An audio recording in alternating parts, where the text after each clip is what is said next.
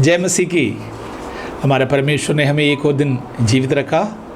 शीघ्र ही आने वाले यीशु मसीह के मधुर नाम से मैं आप सबको स्वागत करता हूं। प्यार भरा नमस्कार।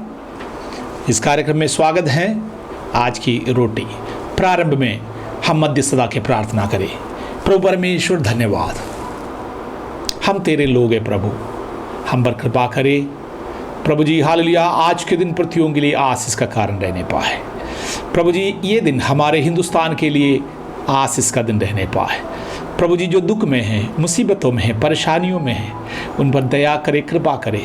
तू शत्रुओं के लिए प्रार्थना करने वाला यीशु मसीहा प्रभु, तेरे संतान होने के नाते कलीसिया प्रार्थना करती है, कृपा करे। हमारे अधिकारीगण, हमारे प्रेसिडेंट, प्राइम मिनिस्टर, हमारे हालेलुया कैबिनेट मिनिस्टर्स, हमारे चीफ मिनिस्टर्स प्रभु जी, जितने भी प्रिय लोग हैं जो अधिकार के स्थानों में हैं, उनको विशेष ज्ञान और बुद्धि प्रदान करें। ये देश शांति के साथ आमीन चलने पाए, ये देश आशीषित देश कहलाने जाने पाए, ये देश आत्मिक देश कहलाए जाने पाए। प्रभु धन्यवाद तेरे मंडली के लिए, तेरे प्रिय लोगों के लिए। प्रभु हम पर रहम करे। आज का दिन ये जो वचन जो आप हमें देंगे, ये वचन हमारे जीवन में बहुत आयत के आमीन कार्य करने पाए। प्रार्थना सुनने के लिए धन्यवाद यीशु मसीह के नाम से आमीन। आज के आत्मीय भोजन के लिए हम पढ़ते हैं मरकुस 11वीं अध्याय के 24वें वाक्य। इसलिए मैं तुमसे कहता हूँ कि जो कुछ तुम प्रार्थना करके मांगे तो प्रतिदिन कर लो कि तुम्हें मिल गया और तुम्हारे लिए हो जाएगा। प्रभु के वचन के अनुसार हम लोग कई बार प्रार्थना करते हैं लेकिन पूरी रीति से विश्वास नहीं कर पाते। प्रभु के दास याकूब उनकी पत्री में लिखता है, हम लोग प्रार्थना में अपने भोग में उड़ाने के लिए बहुत आयत से मांगते हैं, इसलिए भी हमारा प्रार्थना का उत्तर नहीं मिलता। लेकिन प्रेरितों की पुस्तक उसके 12वीं अध्याय में हम लोग एक विशेष घटना देखते हैं। पतरुस को उस समय के रोमन शासक ने बंदी बनाया। उस समय पर यदि चेलों में से, विश्वासियों में से किसी को भी अरेस्ट करते हैं, उनका कोई पक्का नहीं था कि वो वापस जिंदा बच करके आएंगे। और एक डरावना समय प्रभु के कलीसिया को लोग सता रहे थे, एक सतावट के समय था। तो वहां पर उसकी 12वीं अध्याय की 5वें वाक्य में हम लोग पढ़ते हैं, कलीसिया लो लगाकर प्रार्थना किया। मतलब बहुत ध्यानपूर्वक तरीके से उपवास करे होंगे, आंसू बहाए होंगे, घुटना टेक करके दिनों रात प्रार्थना करे होंगे। आमीन। वो लोग उस पहली शताब्दी के कले प्रिय लोग और किसी काम में नहीं लगे होंगे। वो पतरुस के रिहाई के लिए, छुटकारे के लिए प्रार्थना करे।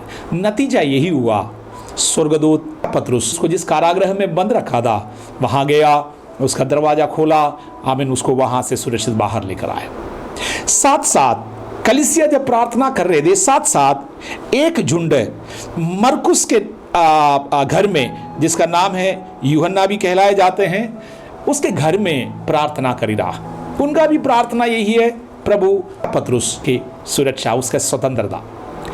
और जब प्रार्थना करने वाले लोगों में एक छोटी सी लड़की थी, पौलुस रिहा होकर मरकुस के घर के बाहर आकर दरवाजा खटखटाया।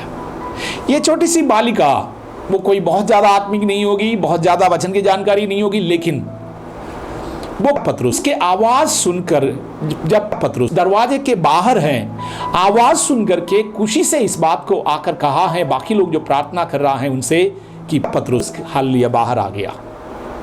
लेकिन वहाँ के प्रार्थना करने वाले लोगों में से कुछ लोगों ने इस प्रकार कहा, तू पागल हो गई है, वो पतरुस नहीं है।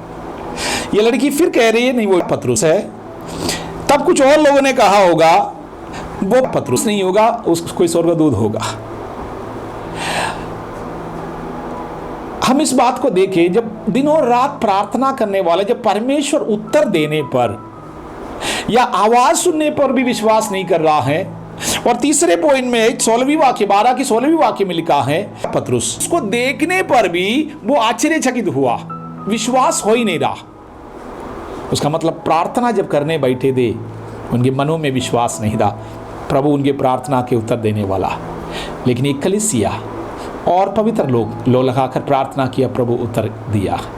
मेरे प्रियो, इसलिए हम लोग हो सकता है विश्वासी हैं, हम कलीसिया, हम परमेश्वर के वचनों पर चलने वाले हैं काफ़ी दिनों से, लेकिन ये भी हमें परखना ज़रूरी है वास्तव में हम अपने प्रार्थना में विश्वास करते हैं। इसलिए मरकुस 11वीं अध्याय की 24 वाक्य में हमने सुना, जब तुम प्रार्थना करते हो विश्वास करो तुम्हें वो चीज़ मिल गया। आत्मीय जीवन विश्वास का जीवन है। आत्मीय जीवन में पूरी रीति से प्रभु में भरोसा करना। आज का दिन हम प्रभु के साथ नए रीति से इस रिश्ता बनाए। एक छोटी सी बालिका जैसे, उसको भरोसा है यीशु आएगा। एक ग्रुप है वो विश्वास नहीं कर पाते, वो कहता है कि वो लड़की पागल है। दूसरा ग्रुप कहता है नहीं वो स्वर्गदूत हो सकता है। तीसरा ग्रुप उसको एक पत्र उसको प्रत्यक्ष में देखने से भी अचंभित हो रहा है, वो पूरी रीति से उस बात को विश्वास नहीं कर पा रहा है। उनकी प्रार्थना का उत्तर मिल चुका। 3 अलग अलग प्रकार के लोग, लेकिन उसके मध्य में विश्वास करने वाली एक बालिका, पढ़ी लिखी नहीं होगी, प्रभु के वचन ज़्यादा नहीं जानती होगी, लेकिन उसको विश्वास होंगे हमारा परमेश्वर हमारा प्रार्थना का उत्तर देता है।